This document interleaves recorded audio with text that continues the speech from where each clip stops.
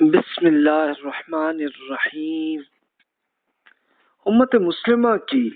دعوت علمی، فکری اور تہذیبی تاریخ میں ہم تہذیبی جمود اور زوال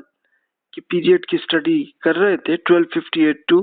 1947 تک کی، اور پچھلا لیکچر ہماری ڈسکشن چل رہی تھی انڈین سلطنتیں، اور خاص طور پر جو مغل سلطنت جس کو یورپ نے اسے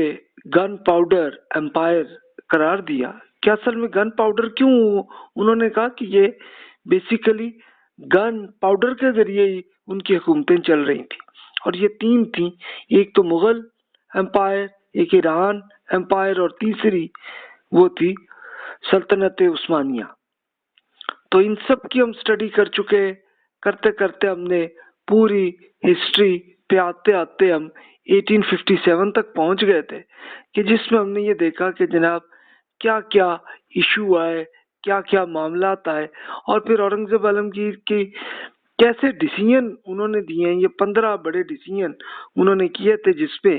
ان پہ تنقید بھی ہوتی ہے اور ان کی تعریف بھی لوگ کرتے ہیں۔ ظاہر ہے کہ جن کا جو پوائنٹ آف ویو ہے تو اس لحاظ سے ہی سوچتے ہیں،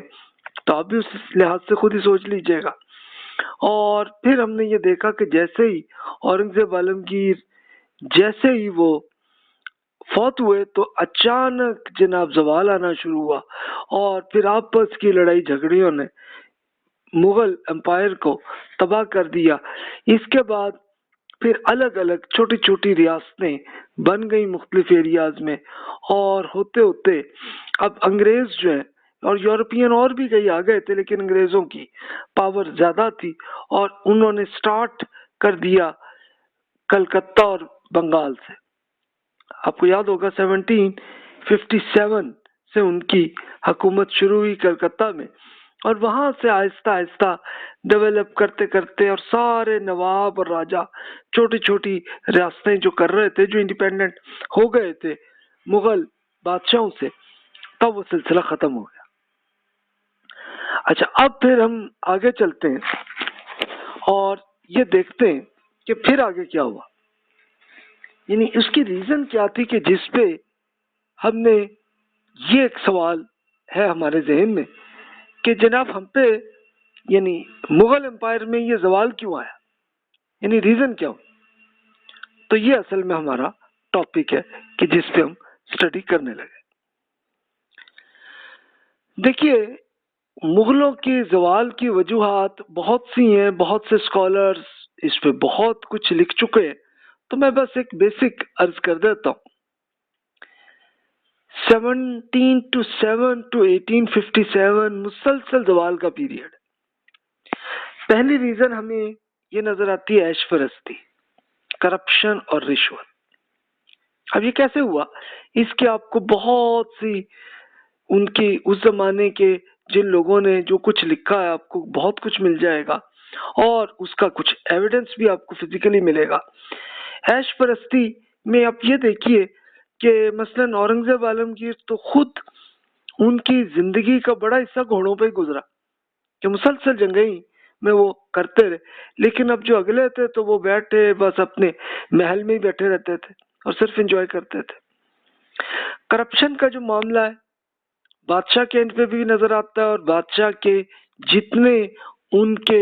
بیوروکریٹس اور ملٹری کے لوگ تھے تو وہ یہ حرکت کرتے تھے، یعنی ایک عام آدمی کو کوئی ضرورت ہے تو وہ جناب ان کے امپلائیز کے پاس چلے جاتے تو رشوت وہ مانگتے، ہاں بھائی چلو اتنے دو تمہارے میں کرا دیتا ہوں کام، اور چلتا ہے یہی معاملہ آج تک جاری ہے۔ تو مغلوں میں بھی ایسا ہو گیا تھا مسئلہ۔ پھر مذہبی جنگیں بھی ہوئی، ایک تو مسلمانوں کے آپس کے فرقوں میں لڑائی جھگڑے وہ پیدا ہو گئے، کہ جیسے ایک اہل سنہ والجماعہ اور ایک شیعہ اسکول آف تھاٹ جو ہے وہ الگ ہے، لیکن دونوں میں پھر اس کی کئی جنگیں ہو گئی انڈیا کے اندر۔ دوسری طرف پھر احیاء ہندو مت کی ایک تحریک آئی، اور یہ وہی ہے کہ جس کی پچھلے لیکچر میں آپ کو یاد ہوگا کہ جس وقت یہ ہو چکا تھا کہ اس سے پہلے ایک مرہٹوں کی جنگیں یہ اصل میں وہاں سے آئی تھی۔ شیوا جی مہاراج وہ صاحب تھے تو انہوں نے یہ سلسلہ شروع کیا تھا، اور شروع کرتے کرتے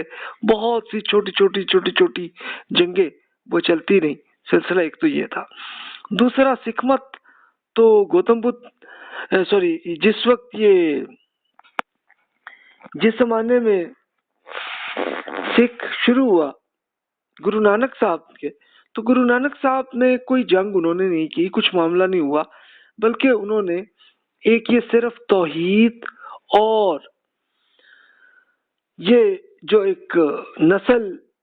پرستی یا ایک سٹیٹس کی حیثیت تھی تو اس کو ختم کرنے کی ان کی ایک کوشش تھی۔ پھر وہ فوت ہوئے، لیکن اس کے بعد جو ان کے لیڈر اب بنے گرو حضرات، تو انہوں نے یہ کیا کہ بھی حکومت ہماری ہونی چاہیے، تو انہوں نے یہ جنگیں کرتے رہے، اور یہ مغلوں سے بھی کرتے رہے، کچھ اور لوگوں سے بھی ہوئے، تو ایک یہ سلسلہ تھا۔ اچھا، ایک سب سے بڑی ریزن ہمیں نظر آتی ہے شہزادوں میں خانہ جنگیاں اور مفاد پرستی، یعنی ہر ایک میں مفاد یہی ہوتا تھا کہ جی میں ہی سب سے بادشاہ بنوں، اور جناب آپس میں، اچھا اگر تو تم اپنے محل میں آپس میں لڑتے کوئی بات نہیں تھی، پھر تو جو بھی ہوتا مرے جاتے، ایک جو بھی بچتا وہ بن جاتا بادشاہ، لیکن اس کی بجائے ہوتا یہ تھا کہ ہر شہزادے کی اپنی ملٹری اپنی ہوتی تھی، اور وہ آپس میں پھر جنگیں آپس میں چل رہے ہوتے تھے۔ کہانیاں یہ تھی۔ اس کے ذریعے تو آپ کو مثالیں ایون ان کے عروج میں ہی آپ کو نظر آئیں گی مثالیں کہ جہانگیر نے اپنے ابا کے ساتھ بغاوت کر لی، ایک وہ جنگ ہو گئی۔ پھر شاہ جہاں جو ہے وہ اپنے ابا کی ملٹری سے جنگ کر بیٹھے،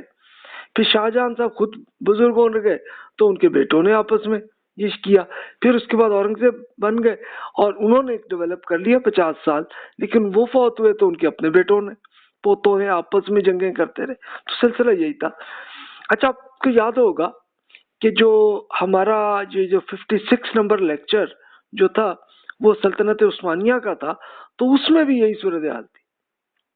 تو دیکھیے رزلٹ آپ کو وہی نظر آتا ہے۔ یہ 55 نمبر جو لیکچر تھا اس میں سلطنت عثمانیہ کا تھا، تو وہاں پہ بھی یہی کہانیاں آپ کو نظر آتی ہیں۔ اچھا، مسلمانوں کے اینڈ میں فرقہ واریت اور آپس کے لڑائی جھگڑے وہ چلتے رہے۔